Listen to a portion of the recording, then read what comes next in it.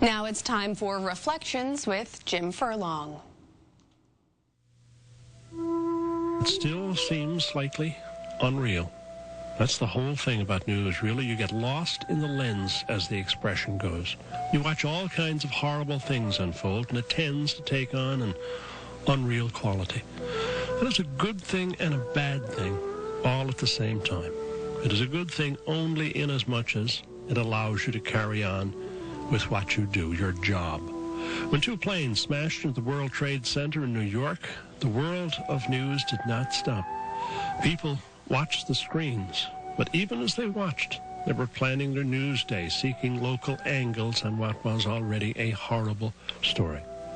One of the most interesting pieces of news tape we have here is from ABC News, September 11th, and it is live pictures without commentary. There's no anchor, there's no reporter. There's scenes of devastation. But in the background, you can hear the talk of a newsroom. And it is a newsroom that's talking about shots, about live hits, about feed times for material. It is truly amazing that the business of news continued to operate.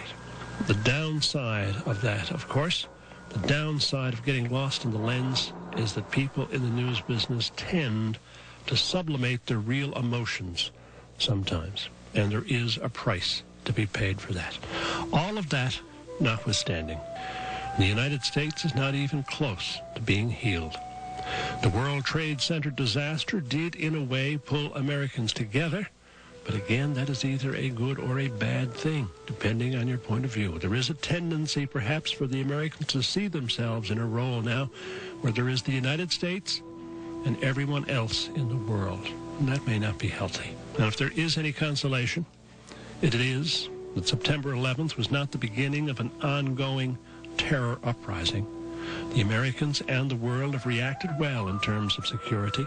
It is more difficult to fly now with interminable delays and inspections, but it is safer. Here in Newfoundland, we are reminded of our role in the whole thing.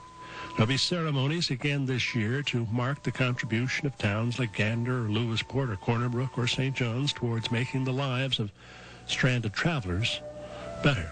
It will remind us that we are essentially a decent people here. When called upon, we do the right thing, and that is a good thing. The world changed on September 11th.